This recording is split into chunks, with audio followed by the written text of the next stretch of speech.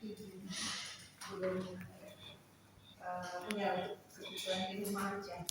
Oke, terus siapa lagi yang sudah apa Pak? Ya, snack. Snack. Ya. Snack box. Snack box. Oke.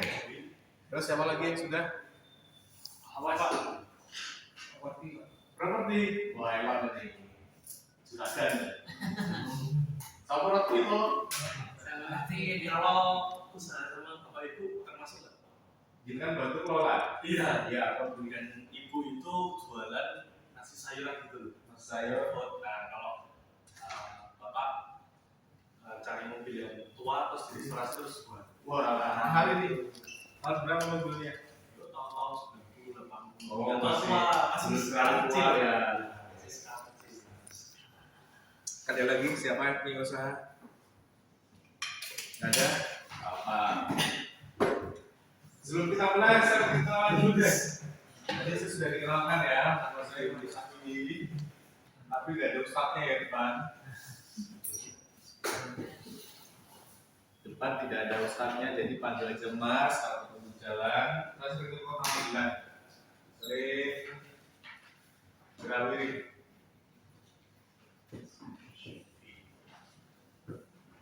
Saya tinggal di Bantul, dari Sedayu dengan ke kota Jogja tapi lewat arah Borobudur dari kabupaten lurus nanti ke arah Ponorogo. Nah, lewat jalur nanti bisa lurus ke Sedayu. Jadi jalur saya kalau ke kota lewatnya situ. Terus kerjaannya punya bisnis sendiri namanya Satasa. Satasa Indonesia.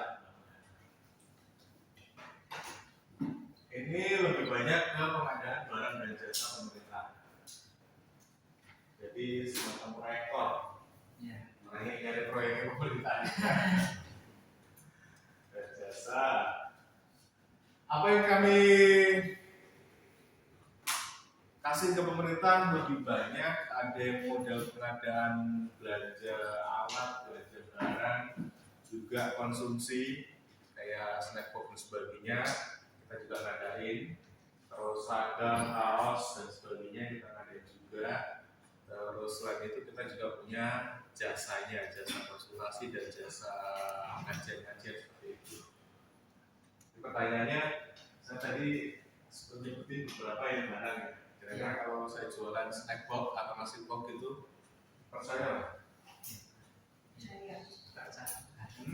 Saya Percaya bisa masak? Bisa masak nggak kira-kira? Nggak. Apa yang kita kerjakan? Tugas kami hanya bagaimana dapat orderan. Terus ketika dapat orderan, maka kita cari mitra. Mitranya siapa? Mitranya pelaku usaha. Atau servis ke mereka. Kalau pemerintah itu biasanya bayar di akhir bulan atau periode tertentu. Kalau kami tidak teman-teman biasanya kita bayar di awal.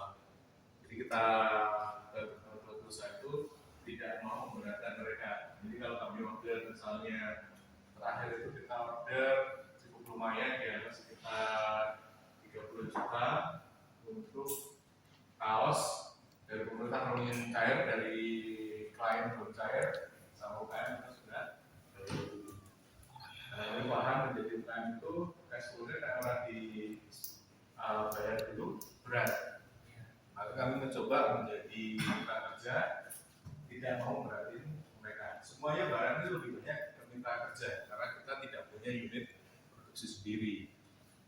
Terus selain itu kita juga sedikit banyak ada di basis konten. Kalau teman-teman punya Instagram, cari aja satu asatkom. Ada Instagram? Ya. Kalau mau lihat silakan. TikTok juga sama di sini. Ini ada IG-nya, ini ada TikTok. Kalau di YouTube cari aja satu asat.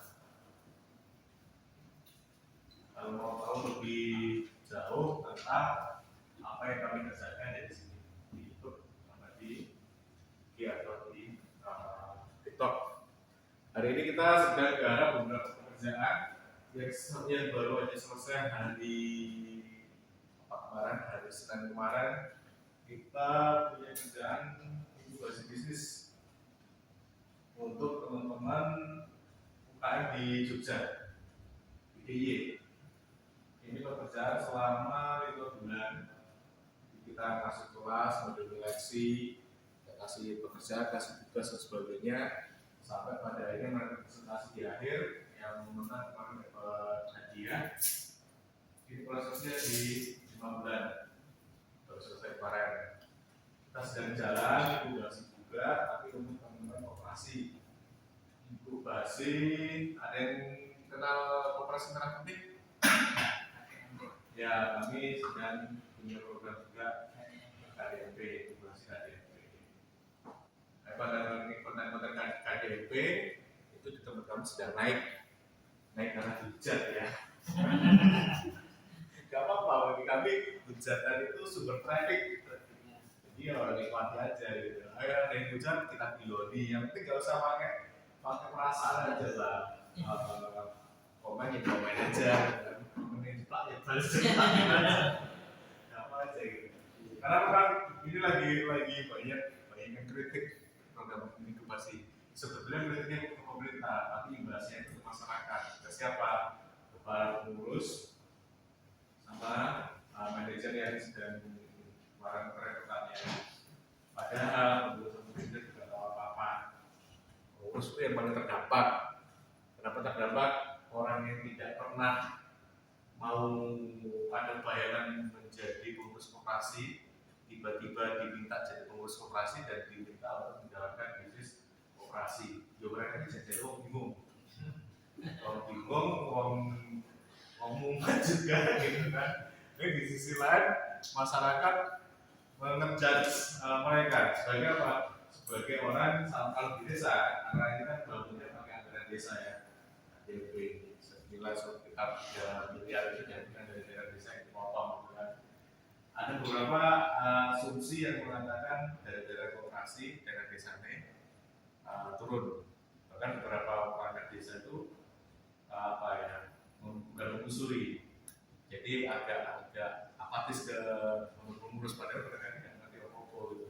Jadi terdampak. Kasian terus pusing, mengurusi bisnis itu aku bisa mereka dihujat kan gitu.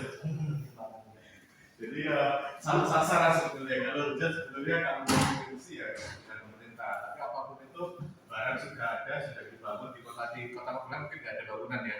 Tapi kalau teman-teman minggir dikit ke kabupaten itu akan ketemu bangunan KDMP yang mungkin sekilo itu sudah hanya 2 atau 3.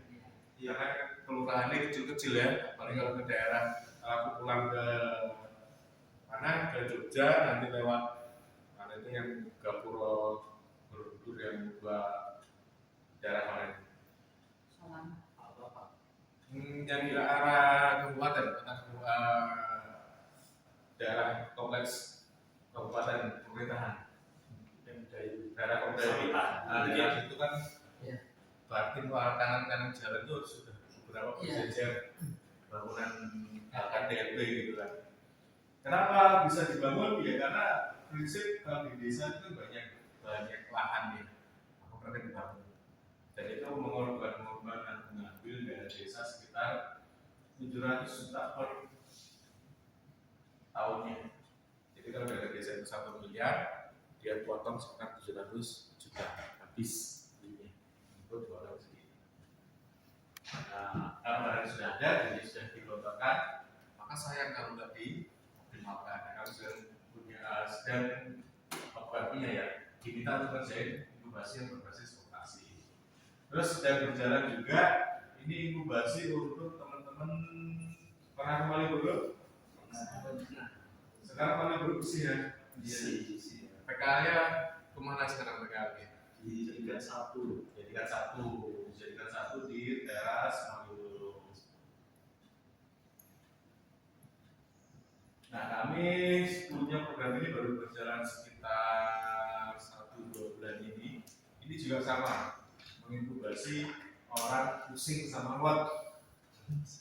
Kenapa pusing? Karena habit mereka ini kan jadi jualan di jalan ya, di pinggir-pinggir jalan. yang mana trafficnya mereka itu kencang sekali waktu itu. Sehari boleh bersali turun mereka orang terus dipindah masuk ke lokasi yang lokasinya nggak di pinggir jalan, apalagi kalau dia ini dipindahnya dapat lapak yang daerah yang posisinya ada di belakang, maka traffic pengunjungnya semakin ke belakang, semakin ke dalam, semakin sedikit. Dan dari yang sehari 1-2 juta itu gampang, tiba-tiba habis. Terus teman-teman di sana pengennya itu duduk manis, trafficnya tekor. Kan nggak mungkin dengan mulai hari ini. Nah, habitnya yang di jalan itu masih dipakai di tempat yang baru ini. Kalau nggak payu, yang terjadi mereka protes sama protes. Yang diprotes pengelolanya. Pengelola kan juga pusing pada kayak gitu. Nah, kita diminta untuk mas biaya caranya gitu teman-teman. Yo, trafficnya mulai kencang lagi, jualannya mulai laku lagi. Meskipun sudah laku tapi tidak sekencang dari jalan. Jadi kami pun juga pusing gitu. Tapi nggak apa-apa, kita sedang duduk bareng dengan teman-teman. Kalau lihat di akun kami, beberapa mereka sudah mulai bikin konten rutin. Yang pada akhirnya dari konten itu orang mau datang mau nyari apa sih sebenarnya di mana ada beberapa persoalannya sebagainya. Terutama yang di TikTok tuh banyak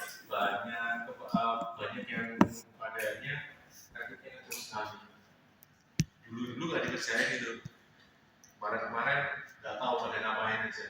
Padahal kalau kita ke Malioboro itu ke Malioboro kita akan berdagang punya supir yang mau nunggu kalau scroll HP, scroll TikTok, racinan gitu kan. Ya nggak usah ambil sejam 2 jam, ambil 15 menit dalam kontennya jadi cukup gitu. Ini kan habit tadi, habit menunggu traffic datang nggak dimanfaatkan waktunya. Ketika nggak ada yang beli, yuk disuruh ini yang dibahas. Nah, ditambah lagi hari ini kemarin ditelepon sama teman-teman dari Nagam dari BLK untuk membantu teman-teman yang ada di sini. Info yang kami dapat waktu itu pesertanya pelaku usaha. Ini kalau hari ini belum semuanya pelaku usaha, ya apa-apa. Kita belajar bareng, tinggal nanti apa yang sekiranya teman-teman mau si basis konten ini mau digunakan untuk apa? Digunakan untuk menjual produknya atau digunakan untuk menjual diri? Jangan itu. Loh, maksudnya ilmunya ya? Jual diri itu apa kok? Bukan jual diri dalam tanda kutip ya. Itu saya pun jual diri kok. Jual diri, saya jual diri juga. Jual apa? Jual kapasitas, jual kompetensi. Saya berangkatnya bisa sampai ke kota Magelang ini berangkat dari basis konten waktu itu pandemi. Saya kesini itu dari mulai pandemi pertama kali 2020 kalau nggak salah. 2019 ya. Mulai kan ya, tapi ketemu dengan BLK Kota Magelang ini di 2020-nya pas pandemi itu. Kok mereka minta kami datang ke sini ya karena basis nanti kami dari basis konten. Waktu pandemi itu konten kami kan naik kencang sekali. Waktu itu janjiannya tanpa pekerjaan yang lain dari konten magang, nggak cuma magang, deal banget soalnya dapat uang dari konten itu. Tapi hari ini dapat uang dari konten itu PR. Kalau hanya kita ngadain konten terus kita pengen dapat pendapatan dari basis konten itu PR. Trafficnya mungkin gede tapi duitnya semakin kecil. Terus yang kedua di sisi lain kalau kita mau mainkan paling nanti polanya dengan model-model affiliate marketing. Atau misalnya kalau teman-teman punya produk ya jual produknya sendiri. Kalau kamu jual produknya sendiri, dia basis jualan. Untuk apa? Agar orang mau pakai jasa kita. Jasa apa? Ya itu loh, teman-teman punya kapasitas apa hari ini. Mulai dilihat ulang. Sebetulnya secara personal aku punya kemampuan apa? Karena bisa jadi kemampuan itu yang akan kita jual. Mungkin teman-teman ada yang suka gambar, konten kontennya nanti berbasis gambar. Siapa tahu ada yang minta untuk dibikinkan desain apa flyer. Karena kemarin yang teman-teman pernah lihat waktu timnas membentang apa namanya di pinggir lapangan itu. Atau kemarin waktu Piala Dunia yang di lapangan kan ada tentang layar lebar yang ada karakter itu. Nah orang Bandung tuh ada desainnya itu. Yang timnas langganannya ke dia. Dapatnya dari mana? Dapatnya dari basis setiap hari dia konten gambar ilustrasi. Ketika bikin ilustrasi dia kontenkan videonya sampai mana-mana dikotaklah sama supporter timnas dari Jakarta. Itu apa? Untuk bikin karakter ketika bersila sama lawan apa tuan itu dia yang bikin. Dan beberapa pertandingan yang lain dia yang bikin. Siapa tahu? Atau misalnya yang suka nyanyi, Ya aku sekedar hobi. ya seperti dari nyanyinya itu yang tadinya hobi, besok album kan gitu. Mas suaranya cepat loh. Saya ini nyanyi lah butuh suara itu. Malah semakin unik, semakin aneh, jadi semakin unik gitu. Sama itu malah dari keunikan itu yang jadi bisa jual. Apa ada yang hobi makan? Ada yang hobi makan? Ya tahu hobi makan jangan hanya makan. Coba cari akun namanya Diodoran. Itu teman saya, Mas Dio namanya. Dia hobi makan. Diodoran. Ketik aja di TikTok atau di lihat akunnya seperti apa nih. Gede sekali akunnya, Mas Diodoran. Sekarang jangan undang Mas Dio untuk review makananmu. Dia minimal 10 juta. Minimal 10 juta siapkan uang untuk undang dia hanya untuk review makananmu. Kok sampai mahal masih ya salah satu food vlog yang dampaknya menjual ke produknya itu salah satunya kalau di Jogja itu ada Mas Dio. Jadi ketika direview dia akan setelah direview trafficnya Reso atau jualan kita akan semakin naik. Salah satunya Mas Dio atau orang Bantul itu namanya saya lupa. Dia tipikalnya reviewnya warung-warung kecil di pinggir jalan atau dagangan makanan di pinggir jalan kecil-kecil. Agus Julian, kan aja Agus Julian. Agus Julian tarifnya sekarang di mana sekitar 3,5 juta untuk sekali review. Agus Julian, awalnya 2 hari dewe, review dewe, video-video iseng, tapi hari ini cukup tumbuh itu. Terakhir kita mau tak dia ya segini hanya untuk review. Jadi nak seneng makan orang makan. Nah mulai bagaimana makanan itu teman-teman jadikan daya tarik untuk orang bisa pada akhirnya bisa apa gitu. Atau kalau kita punya usaha sendiri, ya paling enggak jual lah produkmu kan. Berikutnya aku pengen kenalan satu deh. Saya yang sana dulu, Mas siapa Mas? Ya dikenalkan Mas Imam saya Bagas. Mas Bagas. Ya. Mas Bagas punya ketemu juga. Kita kira ada nama Bagas juga di kota Magelang ini. Iya. Pernah di kelas. Mungkin pernah ketemu sekali 2 kali ya Di mana? berbagai event mungkin ya. Pernah ikut kita apa? Oh iya, pemerintah kota dulu Duta Wisata. Duta Wisata di Surapat. Di Surapat. Di Surapat ada event apa? Sering kesana. Yang pertama itu kepemudaan ya, pelayanan seperti Forkopimda sama teman-teman. Lalu di kepemudaan di sama Bu Yulis.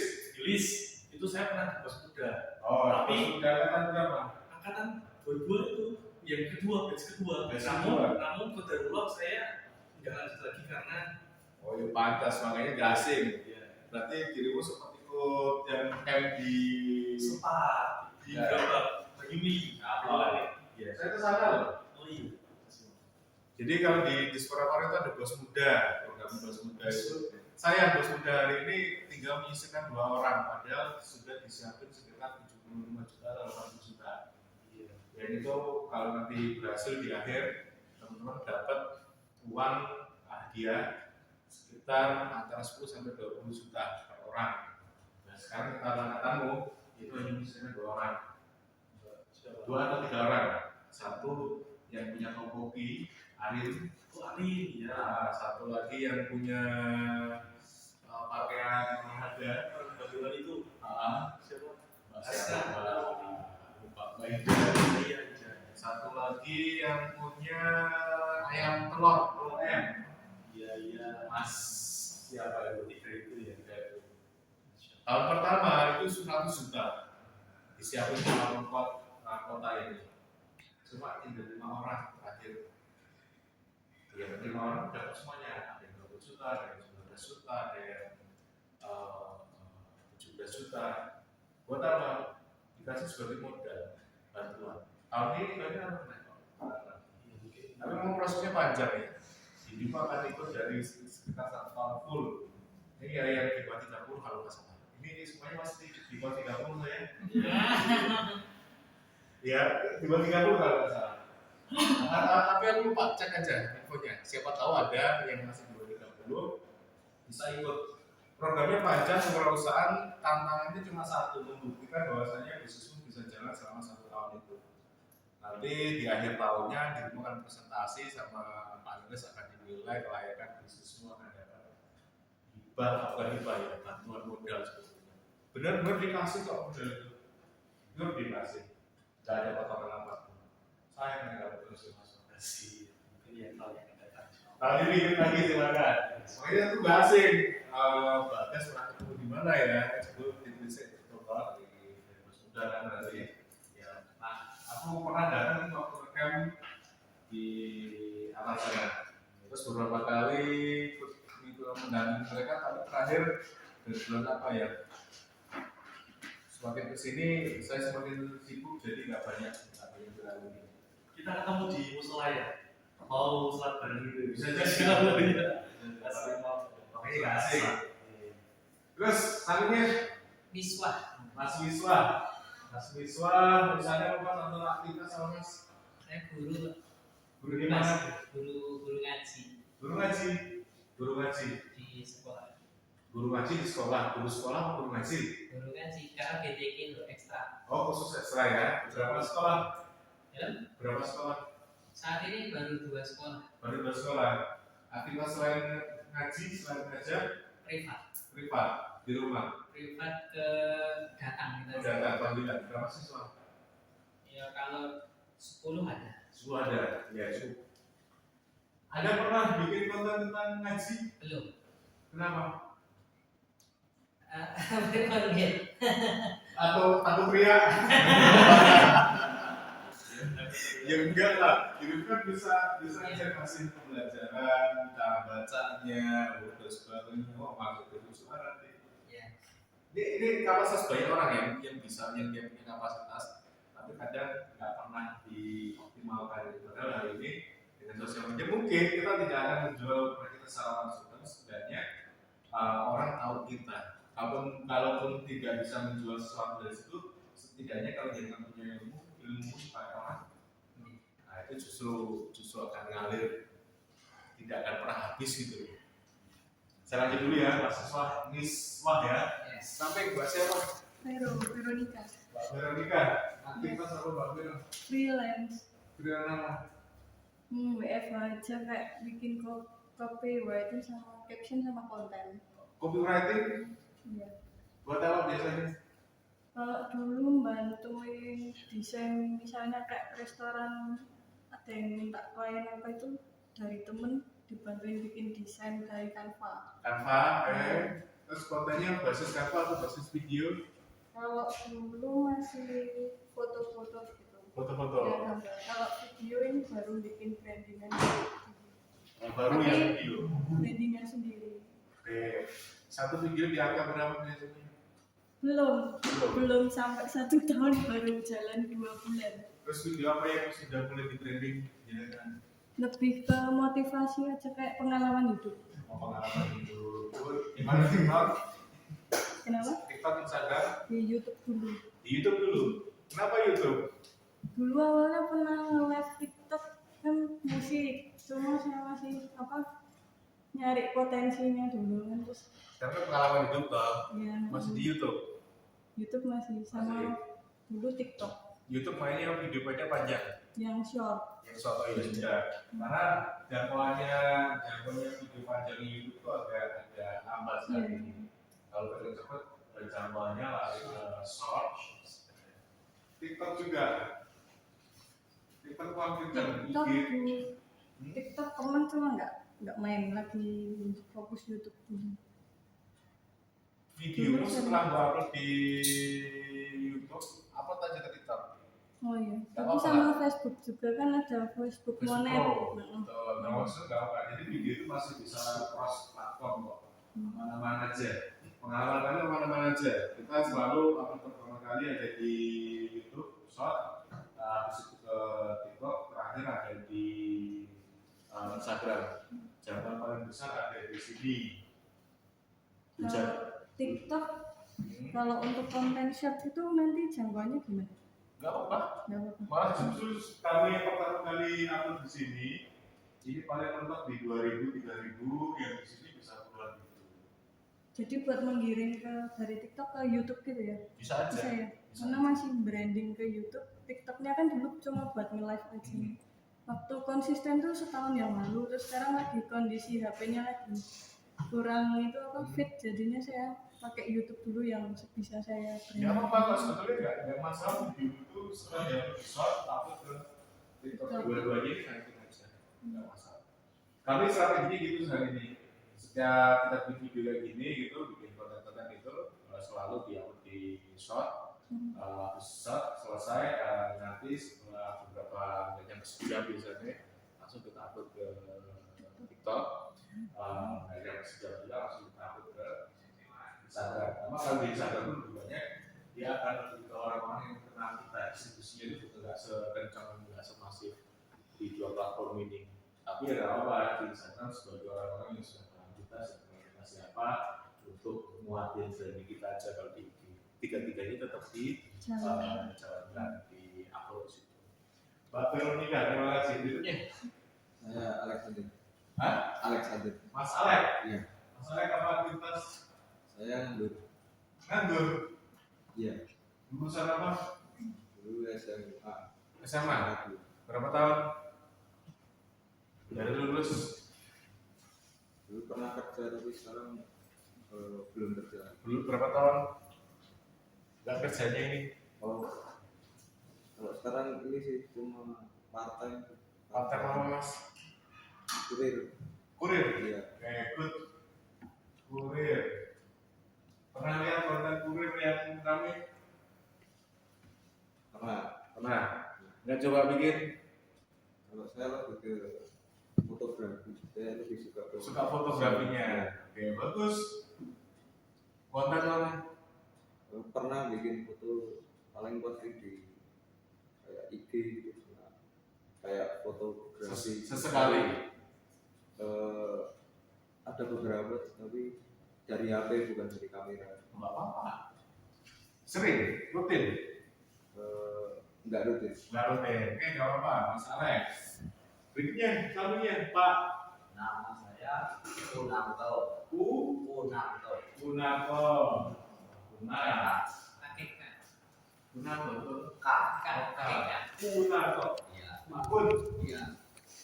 Pak Pun apa bisnisnya?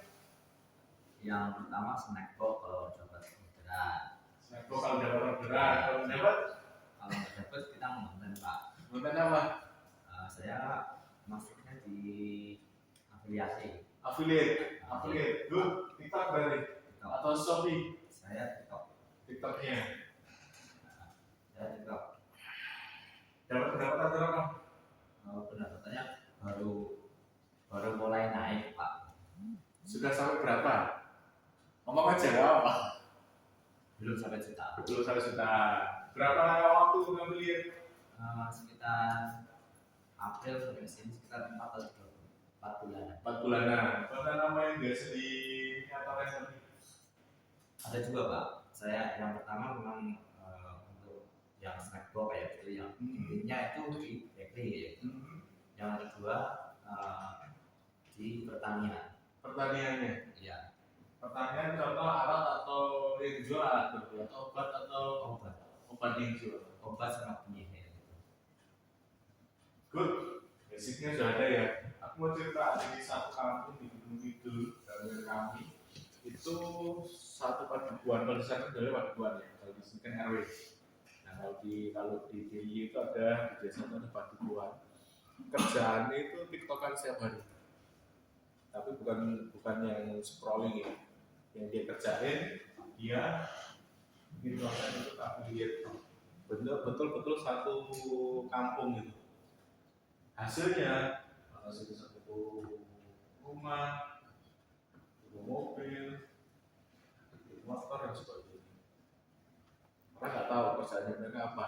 Dari luar kalau ini nganggur. Ini ketika kita ke sana, kerjanya semuanya affiliate dari mulai SMP sampai ibu rumah tangga, semuanya kerjanya affiliate TikTok. Dan rata-rata yang daerah-daerah pantai Gunung Kidul Wetan itu tumbuh model-model seperti itu. Nah, salah satunya di desa Kemiri, desanya saya padukannya saya lupa, itu satu kampung untuk satu padukan kerjaannya jadi afiliator TikTok sama Shopee. Ibu-ibu yang 2 tahun lalu ketemu tuh kusem gitu, hari ini kita ketemu ke sana tuh glowing gitu. Terakhir itu ketemu di jalan itu pakai motor baru itu tak tegar gitu. Dari motornya gimana? Soalnya seperti itu apa mas? Mas sudah alhamdulillah. Benar-benar bisa untuk beli itu. Ya itu juga mas kayak bawa mobil baru lewat itu. Aku mau beli seperti itu. Keren sekali ya. Berikutnya Pak. Pak Yudi apa aktivitas Pak Yudi? Ngajar. Oh pengacara. Acaranya apa ya? Sekarang udah ada aktivitas semuanya lagi slow. Pengangguran, banyak acara, banyak duitnya. Ya sekarang saya mau lebih mengisi lebih Mas Bagas tadi lagi senang nyari mobil bekas atau motor bekas saya berbagi saya buat lebih kinclong lagi saya jual lagi biasanya. Restorasi ya. Restorasi sepeda juga sekarang kan lagi booming sepeda. Sepeda lagi naik, motor lama naik, terus mobil mungkin agak lebih ya karena mobil ini ya lumayan gitu. Sepeda sebetulnya yang menarik. Kita bisa cari sepeda yang harganya masih affordable, jadi pen dan sebagainya, atau motor lama juga masih affordable di kerjaan. Saya lebih sekarang lebih ke sepedanya sih. Sebulan saya bisa jual 30. Berapa? Frame aja. Berapa? 30. 30 frame. Oh, so sepeda lama, federal, terus jengki. Iya, jengki itu biasanya kalau saya belikan untuk frame aja. Itu biasanya saya lupa jadi kalau jengki kan biasanya kebanyakan cewek. Saya cuma lupa jadi cowok semua. Yang Yang jadi cowok. Saya kalau bengkel saya potong biasanya. kawan sendiri berarti atau bengkel? Oh enggak, saya bawa bengkel kan ada bengkel. Ngecatnya? Ngecat sendiri kok. Ngecat sendiri ya, cuma kelasnya bengkel. Di konten kan? Belum. Ayo Pak. Lumayan. Iya.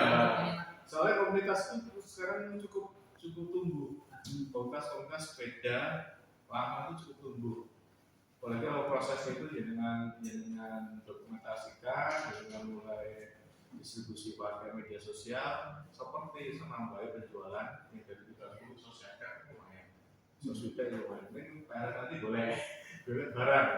Tapi nih boleh saya pikir masih asal mau jalan, mau keliling masih bisa dapat lah. Apalagi ke pasar loak pinggiran itu masih oke lah. Kalau mau nyari ya, kalau sepeda. Kecuali kalau sepeda yang memang lebih tua. Kalau masih background jadi masih mudah kita cari. Berikutnya Bu. Henny.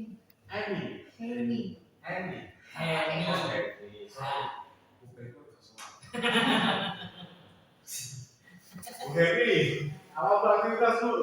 Sekarang ini cuma tidak bersikap jadi anggota tim menggerak PKK Kota Magelang. Penggerak PKK. Good. Khususnya di Pokja 3.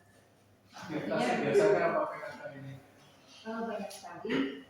Salah satunya saya ingin tahu konten Batam itu sering mengadakan tiap tahun ada lomba vlog. Nah ini kan kami tim panitia. Nah kalau misalnya kami tidak, khususnya saya nggak paham banget aturan-aturan, saya khawatir nanti kan pesertanya ada sesuatu dengan peserta itu kan tanggung jawab kami. Jadi saya ingin tahu bukunya, terus ranahnya bagaimana, batasannya bagaimana, pertama itu. Kedua, saya sekarang ini lagi menggeluti bisnis snack yang non terigu karena partner saya itu di ketahanan pangan. Nah, ketahanan pangan itu kan kalau kami sering adakan lomba non beras non terigu. Nah, sekarang snack yang saya buat itu adalah khusus spesial non terigu. Nah, rasanya untuk promo kenapa nggak dikontenin? Betul. Karena memang lagi hype juga gitu kan di sini. Nah, itu khususnya itu. Dan saya juga suka tanaman. Non terigunya apa yang diolah Bu? Khususnya umbi-umbian. Umbi-umbian. Lokal ya, pangan lokal. Jadi ini saya misalnya besok ada orderan kayak paket kumpul, ya saya juga olah-olah belajar juga dari YouTube. Kemudian saya praktekkan, saya olah dengan apa yang pernah saya kerjakan juga. Menarik kalau dipadu-padukan gitu. Kimpul yang lagi naik ya. Lagi naik. Orang Bantul lebih naik. Padahal itu udah lama banget. Saya buatnya udah lama. Iya, kenapa jenengan nggak yang naik gitu? Jenengan nggak Bantul dan Ya itu. malah ibu-ibu dari Bantul bukan tetangga ya, satu kabupaten dengan saya yang dia rutin bikin ulasan makanan. Nah, makanan yang diolah waktu itu dia makan apa tapi nggak punya nasi dan dia pakai kimpul gitu ya. Jadilah terkimpul-kimpul gitu sekarang. Iya, kita baik. Kalau di Pemuda Tinggi itu kalau kita sering ke sana maka sering menemui suguhan kimpul. Iya. Terkimpul-kimpul namanya. Tapi ya enak. Udah saya loh dari kecil saya udah tahu ibu saya sih makanya Di sekarang. makanan saya kecil juga itu Bu. Tapi Makanya apa saya saya kok sayang banget jadi Betul. dikelola karena saya di sini masih di Kota Magelang memang masih jarang karena biasanya snack box itu pasti pakai terigu karena ketahanan pangan ini biasanya dari provinsi mintanya kok terigu lagi, harusnya kan kita udah promonya non terigu. Kota Magelang masih banyak yang belum olah itu karena memang untuk dari segi harga sebenarnya non terigu itu agak mahal. Beda, jadi kalau terigu itu murah sebetulnya olahannya, kita nggak bisa jual apa ya, saya juga agak ngotak-ngatik bagaimana nih masuk harganya dan masyarakat bisa konsumsi. Jujur promonya ketahanan pangan, konsumsi non beras non terigu apalagi ikan itu punya mahal. Saya nggak kelola itu, nggak bisa kita jual di harga 2.000 itu nggak bisa.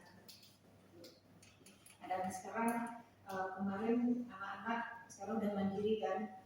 Kakak saya lebih fokus ke punya usaha yang lebih praktis. Itu saya udah kenal dengan Instagram. Tapi kadang-kadang dulu di usaha sambil ngurus rumah tangga sambil ngurus kegiatan itu nggak kepegang mas. Itu jujur kalau udah mikirin di di bisnis, di usahanya ya, ke kualitas segala macam, nah yang media sosialnya nggak kepegang juga. Nah ini gimana caranya saya mau mulai mengatur itu bisa perhatiin. Jadi hari setelah hari ini wajib pegang ya. Iya. Mau nggak mau karena selama mengikuti kegiatan ini maka jenengan akan ketemu dengan PR dan PR. Tidak mengerjakan PR langsung keluar. Nah itu ngapain jenengan datang ke sini, saya jauh-jauh capek. Ya karena tidak ada progres sama sekali ngapain saya kumpul berlama-lama 14 hari. Belum nggak loh saya itu 14 hari berarti. Kalau nggak ada progres apapun, ngapain kita harus buang-buang waktu? Mendingan saya kerjain yang lain. Meskipun aku dibayar di sini, tapi kalau nggak ada progres sama sekali, eman-eman waktunya kalau saya. Maka di tempat yang lain pun saya selalu menekankan ada progres dan progres sedikit apa asas. Kalau tentu nggak banyak sedikit juga nggak apa-apa. Kalau teman-teman ikut di programnya yang dibahas kami kelola itu, progresnya lumayan. Dari total 75 orang terakhir sampai 25 orang, yang 25 orang ini itu bisa menambah tenaga kerja 40 orang. Tambahan jumlah tenaga kerja yang dibuka oleh peserta 25 orang selama mengikuti program inkubasi. Datanya ada, datanya kita awal semuanya. Kita hitung, kita cek satu persatu persennya mereka kenaikan omset dan sebagainya. Kenapa harus seperti ini? Ngapain kita berbulan-bulan punya program kalau nggak ada dampak sama sekali? Itu belum lagi kenaikan omsetnya, belum lagi soal perizinan yang sudah selesai, belum lagi soal pasar yang belum lagi yang soal mereka ada yang buka di satu tempat selama masa program kita paksa padanya bisa menjadi 3 cabang. Yang tadinya mereka jualannya kafe itu kafe, ikut orang kayak kafe, dia bikin kafe sendiri. Yang tadinya dia jualan di tenggok, warung-warung tenggok itu di jalan pasar, dia bikin sego berkat yang di warung-warung tradisional pagi di jalan pasar itu. Sekarang dia buka sendiri, kemana itu. Dari mana? Dari paksaan proses itu. Maka di selama 14 hari ini kita kan pasti akan ketemu dengan PR. Buat apa? Buat membiasakan diri. Sebetulnya konten itu bukan hal yang effort banget. Yang effort itu bagaimana membiasakan diri kita setiap hari setiap hari bisa posting. Nah itu tuh yang berat di situ.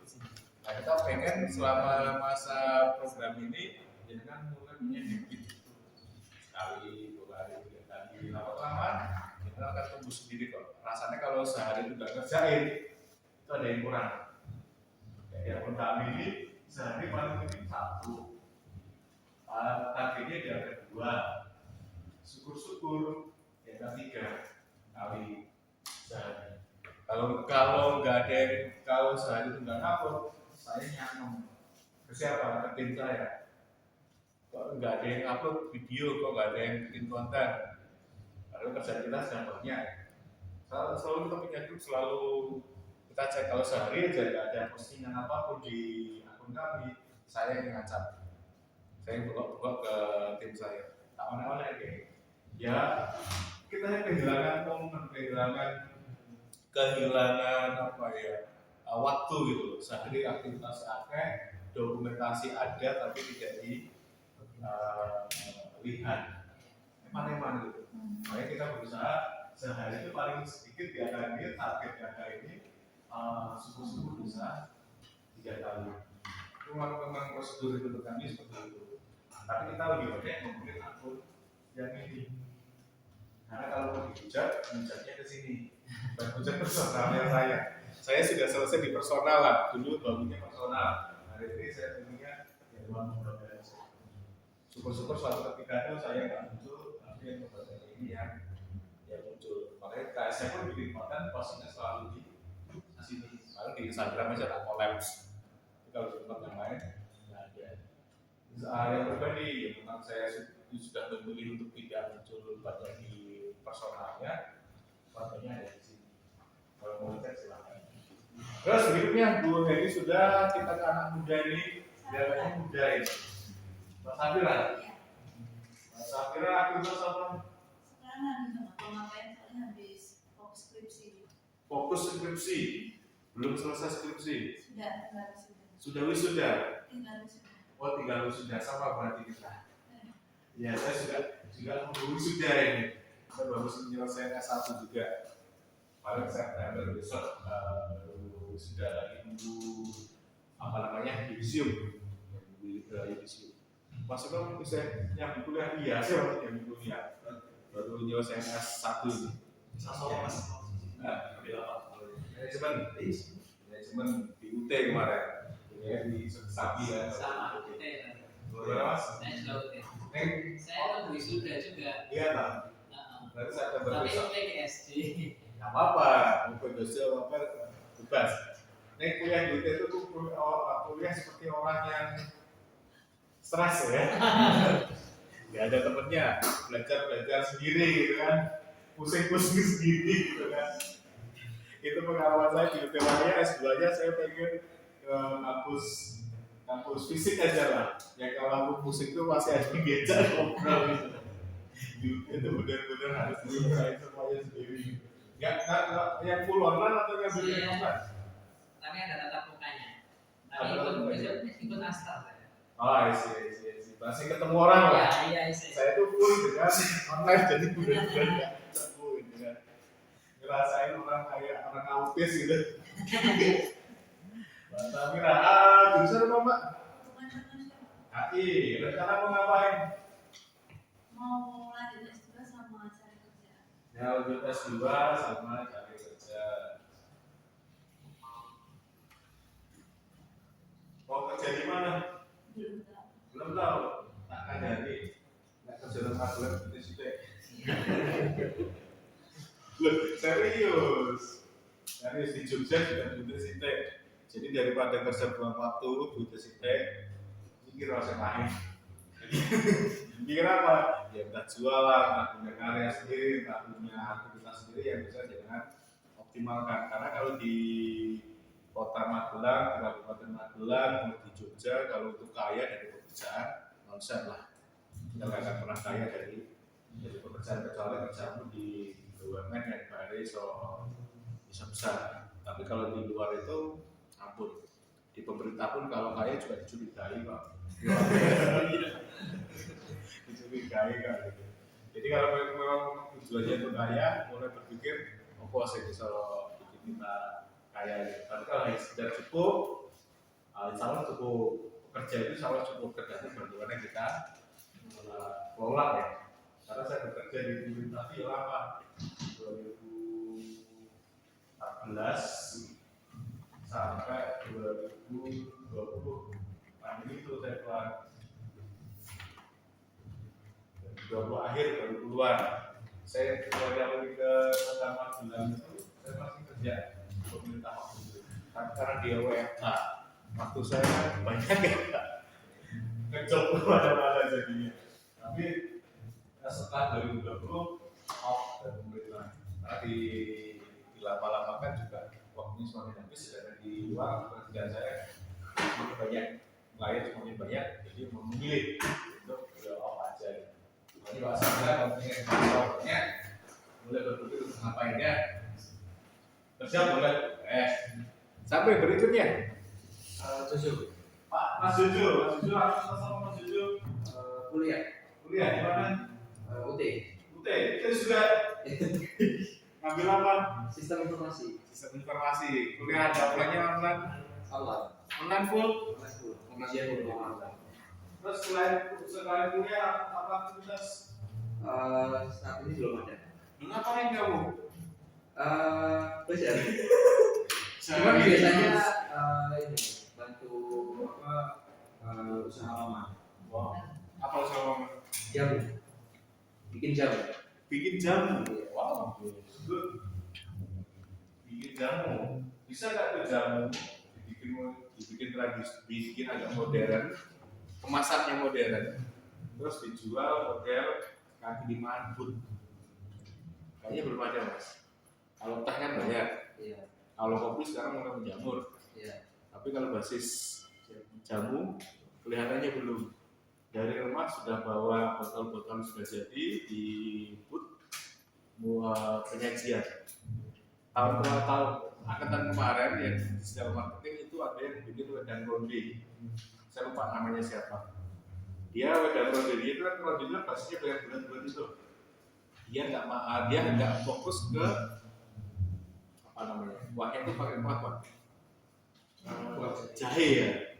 Nah sama dia diinovasi yang original dia pakai jahe, tapi dia pakai jeruk nipis. Dia ada yang khusus jeruk nipis, ada yang perasan jeruk manis, sama yang rasa yang lainnya.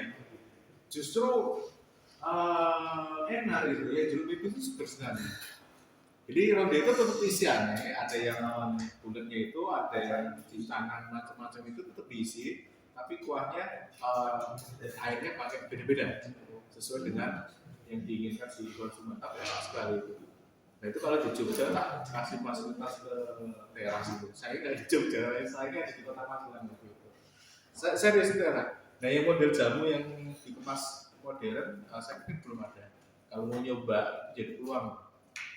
Apalagi masih muda kan, habis ini nyari ke Surapat, Mas Bagas, yang taruh bos muda. Setahun aja bertahan, ikut pendampingannya, kalau ada masa pendampingan ikut pendampingannya dan sebagainya, usahanya mulai dijalankan dengan modal secukupnya dulu nggak apa-apa. Nanti di akhir tahun, ya kalau 17 juta, 20 juta, dapat lah. Tinggal pintar-pintar presentasi aja ke panelis. Kalau 3 tahun ini tinggal 3 orang tuh kemudian Mas Bagas tuh berontok semuanya. Sayang sekali. Saya menyayangkan kalau di Jogja teman-teman, kalau di dia itu ya kan disiapin dengan angka 100 juta sama pengkot, tahun ini kalau nggak salah sekitar 80 juta. Itu yang merebut banyak sekali. Kami